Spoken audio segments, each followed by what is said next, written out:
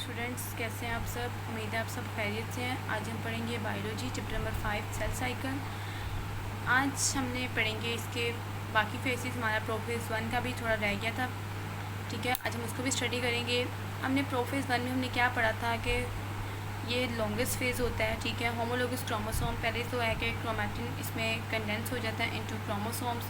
फिर जो homologous chromosomes होते हैं वो लाइन अप होते हैं, ठीक है, और पेयर्स बनाते हैं by the process called synapsis. इस तरह हमने पढ़ा था कि वो लाइन हो जाते हैं अब, ठीक है, और जिसके ज़रिए होते हैं प्रोसेस के ज़रिए, उस प्रोसेस को हम क्या कहते हैं, साइनेप्सिस।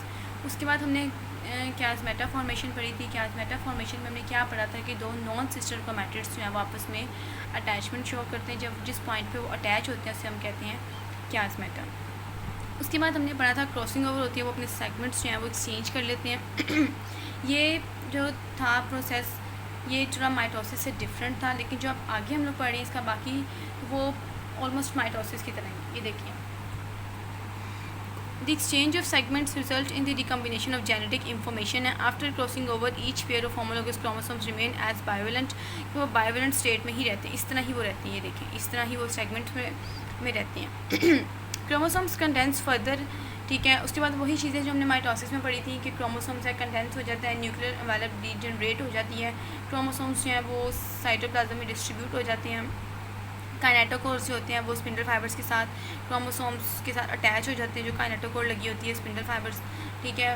वही सेंट्रियूल्स होते हैं। सेंट्रियूल्स क्या करते हैं, हमने पढ़ा था, इस तरह हमने कुछ पढ़ा था कि हमारे पास ये सेल है, ठीक है।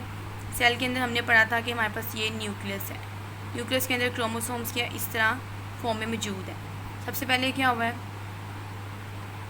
ये एक क्रोमैटिन जो था वो एक कंडेंस फॉर्म में आ गया, ठीक है, क्रोमोसोम्स, ठीक है। उसके बाद हम लोग ये मैं सिर्फ हाइपोथेटिकल आपको बता रही हूँ, कोई बिल्कुल एग्जैक्ट नहीं है, ठीक है। मैं सिर्फ माइटोसिस का थोड़ा आपको बता रही हूँ कि हमने क्या पढ़ा था थोड़ा उसको। उसके बाद हमने क्या पढ़ा था, थर्ड फेज़ में हमने क्या पढ़ा था कि जो न्यूक्लियर एनवेलप है वो डीजनरेट होना शुरू हो जाती है। जब न्यूक्लियर एनवेलप डीजनरेट हो जाना शुरू हो जाती है तो उसके बाद क्या होता है जो क्रोमोसोम्स होते हैं वो साइटोप्लाज्म में चले जाती हैं इस तरह, ठीक है। सेंट्रियूल्स होते हैं इस साइड पे, ठीक है, यहाँ पे बनते हैं सेंट्रियूल इस तरह, ठीक है। और फिर क्या करते हैं, ऑपोजिट पोल्स भी आ जाते हैं, ठीक है, ऑपोजिट यहाँ पे आ जाते हैं। उसके बाद क्या होती है, वो स्पिंडल फाइबर्स जो हैं वो बनाना शुरू कर देते हैं। इस तरह स्पिंडल फाइबर्स बन जाते हैं। और स्पिंडल फाइबर्स कहाँ पे अटैच होती हैं, मैंने पढ़ा था कि अगर हमारे पास क्रोमोसोम्स हैं तो इसके इर्द गिर्द जो है ना वो प्रोटीन मौजूद है जिसे हम कहते हैं काइनेटोकोर। स्पिंडल फाइबर्स से यहाँ पे जाके इस तरह अटैच हो जाते हैं, ठीक है। उसके बाद हमने क्या पढ़ा था कि मेटाफेज़ का हमने पढ़ा था। मेटाफेज़ में हमने क्या पढ़ा था कि एक हमारे पास सब ये सेल है, तो जो क्रोमोसोम्स हैं वो इस तरह एक इक्वेटोरियल प्लेट में लाइन अप हो जाती है इस तरह, ठीक है। ये हमने पढ़ा था, ये हमारे पास सेंट्रियूल्स थे इस तरह, ठीक है, हमने पढ़ा था इस तरह वो लाइन अप हो जाते हैं। उसके बाद हमने क्या पढ़ा था एनाफेज़ में कि इस तरह जो है ना वो सेपरेशन शो हो जाती है। जो स्पिंडल फाइबर्स हैं वो थोड़े छोटे छोटे हो जाते हैं, ठीक है, अपने इनको एक दूसरे की तरफ खींचना शुरू कर देते हैं इस तरह हमने पढ़ा था, ये सेपरेट हो जाते हैं, ये सेंट्रियूल्स हैं, ठीक है, ये हमने इस तरह पढ़ा था। उसके बाद हमने क्या पढ़ा था कि ये जो है ये इसको अपनी तरफ खींच लेते हैं, ठीक है। जो स्पिंडल फाइबर्स हैं वो थोड़े शॉर्टन हो जाते हैं और इसको अपनी तरफ खींच लेते हैं। फिर हमने पढ़ा था कि साइटोकाइनेसिस का हमने प्रोसेस पढ़ा था। साइटोकाइनेसिस में हमने क्या पढ़ा था कि सेल जो है वो दरमियान से इस तरह बन जाता है, ठीक है। एक इस तरह हमने पढ़ा था टीलोफेज से पहले, एक इधर चला गया है और एक इधर चला गया है, ठीक है। उसके बाद हमने क्या पढ़ा था, साइटोकाइनेसिस का प्रोसेस हुआ था। साइटोकाइनेसिस में हमने क्या पढ़ा था कि दरमियान से जो है ना वो पिंच हो जाता है सेल और दो जो है ना वो डॉटर सेल इस तरह तैयार हो जाती हैं। न्यूक्लियर एनवेलप दोबारा आ जाती है और दो डॉटर सेल्स जो है ना वो दोबारा बन जाती हैं। हमने इसी तरह पढ़ा था माइटोसिस का। तो जो मियोसिस है उसमें भी यही प्रोसेस है। ये देखें, centrioles nuclear envelope degenerate nuclear envelope disintegrate हो गई है। Centrioles which were duplicate during interphase migrate to two poles and form spindle fibres. यही है कि हमने पढ़ा था कि स्पिंडल सेंट्रियूल्स यहाँ पे होते हैं न्यूक्लियस के सरफेस पे इस तरह, ठीक है। वो क्या करते हैं, माइग्रेट कर जाते हैं ऑपोजिट पोल्स पे यहाँ पे, ठीक है। एक इस साइड पे आ जाता है, एक इस साइड पे आ जाता है। वो क्या बनाते हैं, स्पिंडल फाइबर्स। ये नज़र आ रही है लंबी लंबी लाइनें स्पिंडल फाइबर्स बनाते हैं। The kinetochore spindle fibres attach with the kinetochore of chromosomes. Kinetochore chromosomes मैंने बताई है, ये जो है काइनेटोकोर, ये क्रोमोसोम्स की, ठीक है, यहाँ पे अटैच हो जाते हैं। उसके बाद हम कहते हैं कि while the non-kinetochore spindle fibers from both sides interact with each other, two kinetochore spindle fibers from the opposite poles attach with a pair of chromosomes. In mitosis we have seen that two kinetochore spindle fibers attach with one chromosomes. वहाँ पे जो था वो pair की सूरत में नहीं थे mitosis में, इस वजह से जो है ना वहाँ पे अटैच हुए थे वन क्रोमोसोम के साथ। क्योंकि मियोसिस का प्रोसेस है, इसमें पेयरिंग है, तो ये पेयर के साथ अटैच होंगे। नेक्स्ट हमारे पास फेज़ आ जाता है मेटाफेज 1। मेटाफेज 1 में क्या हमारे पास वही चीज़ें हैं, the pair of homologous chromosome align along equatorial plane forming the metaphase plate like this, इस तरह, ठीक है। ये आप लोगों का देखें बना हुआ है यहाँ पे, ये हमारे पास प्रोफिन ने बड़ी अच्छी डायग्राम बनाई है। ये प्रोफेज 1 है, ठीक है, ये सेंट्रियोल्स की फॉर्मेशन हुई है, ये स्पिंडल फाइबर्स हैं, क्रोमोसोम्स हैं। उसके बाद देखिए यहाँ पे मेटाफेज प्लेट में किस तरह मियोसिस में हमने पढ़े थे दो क्रोमोसोम्स हैं, ठीक है, एक इधर है, इस तरह इक्वेटोरियल प्लेट में ये एडजस्ट हो गए। उसके बाद एनाफेज में क्या है कि क्लासमेटा जो ब्रेक हो गई है, जो इन्होंने आपस में सेगमेंट्स किए हुए थे वो इस तरह टूट गए हैं। देखें ब्लू का एक सिरा यहाँ पे है और पिंक का एक सिरा यहाँ पे, जिन्होंने क्रॉसिंग ओवर की थी, इन्होंने एक्सचेंज किए थे अपने सेगमेंट्स, जेनेटिक वेरिएशन इससे आती है। ये अब सेपरेट हो गए हैं, अपोजिट पोल्स पे चले जाएंगे और ये क्या हो जाएंगे, जो न्यूक्लियर एनवेलप है वो दोबारा जो है ना वो बन जाएगी और सेल इस तरह जो है ना सेल मेम्ब्रेन वो पिंच हो जाएगी, ठीक है। तो देखिए ज़रा, एनाफेज में kinetochore spindle fibres shorten, it result in pulling apart the chromosomes of each pair. ये देखिए जो स्पिंडल फाइबर्स हैं ये थोड़े छोटे होना शुरू हो जाएंगे और इसको अपनी तरफ जो है ना वो खींचना शुरू कर देंगे। Since one chromosomes is pulled toward one pole, two haploid sets are formed, each chromosome still contain a pair of sister chromatids. अभी भी उन्होंने कहा है कि अपनी तरफ पुल करने के बाद भी इनके पास जो है ना क्रोमोसोम्स की सिस्टर मौजूद है। ये देखें, जैसे हमने बात की थी कि हमारे पास ये जो क्रोमोसोम होता है, इस तरह अगर हम क्रोमोसोम्स की बात करते हैं तो ये एक क्रोमोसोम है लेकिन टू सिस्टर क्रोमैटिड्स हैं, ठीक है। जिनका कि अभी भी इनके पास हमने माइटोसिस में क्या पढ़ा था, ये सिंगल सिंगल था, इस तरह था ना, सिंगल सिंगल, ठीक है। तो मियोसिस के फेज़ में क्या हमारे पास इस तरह सिस्टर क्रोमैटिड्स जो हैं वो पुल होती हैं सेंट्रियोल्स की जानिब।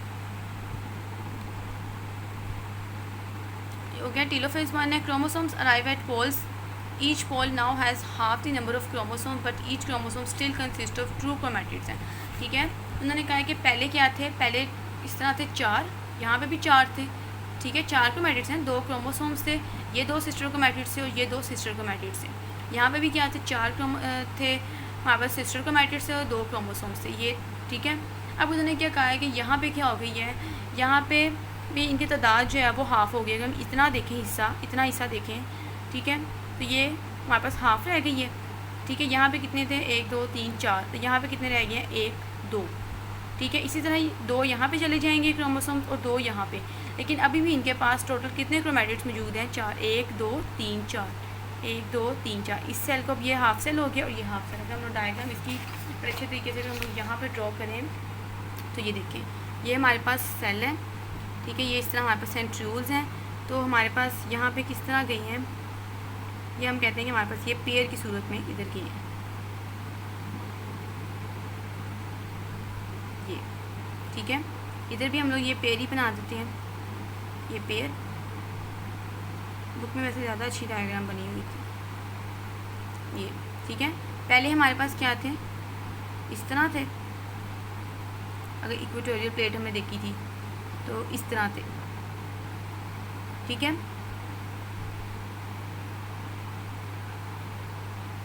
अब इसमें क्या हुआ है, ये जो सिरा है ये वाला इधर चला गया और ये वाला इधर, इसी तरह ये वाला जो क्रोमोसोम है इधर चला गया और ये वाला क्या है, इस पोल पे चला गया।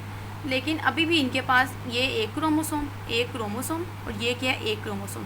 लेकिन जब हम लोग सिस्टर क्रोमैटिड्स की बात करते हैं तो सिस्टर क्रोमैटिड इनके पास क्या है, 2 इधर है और 2 इधर है, टोटल क्या है इनके पास 4, इधर ही 2 इसके पास है सिस्टर क्रोमैटिड्स और 2 इसके पास हैं, टोटल कितनी है इनके पास भी 4, ठीक है।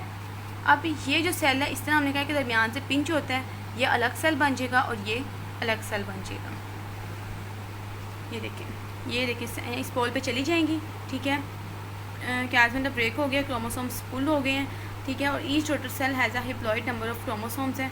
अब ये देखें ये देखिए ये भी दो, एक क्रोमोसोम ये है, एक क्रोमोसोम ये है, दोनों ये पिंच हुआ है, दरमियान में 2 सेल्स बन गए हैं, 2 इसमें क्रोमोसोम्स हैं और 2 इसमें क्रोमोसोम्स हैं। और फिर वही बात आ रही थी, जो स्पिंडल फाइबर्स हैं वो दोबारा जो है वो साइटोप्लाज्म में इमर्ज हो जाते हैं, वो दोबारा डिसॉल्व हो जाते हैं साइटोप्लाज्म में, और जो न्यू सेल्स हैं 2 डॉटर सेल्स बन जाते हैं। तो ये आपका मियोसिस 1 का फेज़ था, ठीक है। यहाँ से देखें आगे क्या है, cytokinesis. Cytokinesis the pinching of cell membrane in animal cell और the formation of cell wall in plant cell occur and the creation of 2 haploid daughter cells is completed. तो मियोसिस 1 हमने मियोसिस की स्टेजेस पढ़ी थी, तो meiosis में 2 stages हमारे पास आती हैं, मियोसिस 1 और मियोसिस 2। मियोसिस 1 में सिर्फ 2 डॉटर सेल्स बनते हैं। जो मियोसिस 2 है, जब वो पूरा कंप्लीट होता है फिर हम कहते हैं कि हमारे पास एक सेल डिवाइड होता है, 4 डॉटर सेल्स बना देता है। हमने पढ़ा था ना मियोसिस में कि एक पेरेंट सेल डिवाइड होता है और 4 डॉटर सेल्स बना देता है। तो 2 डॉटर सेल्स जो होते हैं वो मियोसिस 1 में बनते हैं, और जो 2 डॉटर सेल्स होते हैं वो आगे फर्दर जब मियोसिस 2 में बनते हैं। तो हम इस लेक्चर में सिर्फ मियोसिस 1 पढ़ेंगे। इंशाल्लाह हम लोग अपने नेक्स्ट लेक्चर में मियोसिस 2 डिस्कस करेंगे। तो होप सो आप लोगों को ये लेक्चर समझ आ गया होगा। सिंपल वही बात है, बस थोड़ा डिफरेंट जो है वो प्रोफेस का स्टार्टिंग से डिफरेंट है कि साइनेप्सिस होती है, उसके बाद क्याज़मेटा फॉर्मेशन है, फिर उस क्रॉसिंग ओवर होती है, सेगमेंट एक्सचेंज करते हैं। सेगमेंट एक्सचेंज करने की वजह से जेनेटिक वेरिएशंस आती है, जिसकी वजह से हम कहते हैं कि हम लोग जो पेरेंट्स से डिफरेंट होते हैं, या हमारे जो सिबलिंग्स होते हैं हम आपस में थोड़ी डिफरेंट होते हैं, ठीक है। उसके बाद वही चीज़ है कि जो क्रोमेटिन है वो कंडेंस होता है इनटू क्रोमोसोम्स, न्यूक्लियर वाला डीजनरेट हो जाती है, सेंट्रियोल्स आते हैं, फिर वो अपोजिट पोल्स पे जाते हैं, स्पिंडल फाइबर्स बनाते हैं। और स्पिंडल फाइबर्स कहाँ पे अटैच होते हैं, जो क्रोमोसोम्स के सेंट्रोमेयर के साथ जो काइनेटोकोर प्रोटीन लगी होती है उसके साथ जाके ये अटैच हो जाते हैं, ठीक है। उसके बाद हमने पढ़ा था कि जो पोल्स क्रिएट होते हैं वो क्या करते हैं, वो पहले तो मेटाफेज़ की हम बात करते हैं। तो मेटाफेज़ में क्या, वो इक्वेटोरियल प्लेट में एक अरेंज हो जाते हैं, अलाइन हो जाते हैं, एक सीध में आ जाते हैं, अपने आप को अच्छी तरीके से एडजस्ट कर लेते हैं। उसके बाद हमने क्या पढ़ा था कि जो पोल्स हैं वो क्या करते हैं, क्रोमोसोम्स को अपनी तरफ पुल करना शुरू कर देते हैं। वो अपने आप को क्रोमोसोम्स को पुल करते हैं। क्रोमोसोम्स जब इस तरह पुल हो गए हैं, ठीक है, तो वो जो क्या है सेल 2 डिफरेंट बना देता है। जिस तरह इस तरह बात की, ये पुल की हैं तो अब ये एक पूरा सेल बन गया और ये एक सेल पूरा बन गया, ठीक है। अब ये क्या बन गया, 2 डॉटर सेल्स। और जो वही हमने पढ़ा था माइटोसिस की तरह, जो स्पिंडल फाइबर्स वगैरह होते हैं वो दोबारा जो होते हैं वो साइटोप्लाज्म में डिसॉल्व हो जाते हैं। तो होप सो आप लोगों को लेक्चर समझ आ गया होगा। कोई भी चीज़ इसमें मुश्किल नहीं थी, इसको अच्छे तरीके से आपने पढ़ना है। अगर फिर भी कोई भी चीज़ आपको ना समझ आए, कोई पॉइंट ना क्लियर हो, तो लाजमी पूछिएगा, क्योंकि आप लोगों का कंसेप्ट क्लियर होना बहुत लाजमी है। ये वैसे भी बहुत इंपॉर्टेंट टॉपिक है माइटोसिस का और मियोसिस का, तो आपके कंसेप्ट क्लियर होना लाजमी है। इसको अच्छे तरीके से पढ़िएगा, ठीक है। और प्रोफेस 1 पढ़ने से पहले आप थोड़ा माइटोसिस का प्रोफेस पढ़ लीजिएगा, ताकि आप लोगों का थोड़ा जो है ना क्लियर हो जाए कंसेप्ट अच्छे तरीके से। फिर भी कोई पॉइंट अगर आपको ना समझ आए तो लाजमी पूछिएगा। अपना और अपनी फैमिली का बहुत ख्याल रखिएगा। अल्लाह हाफ़िज़।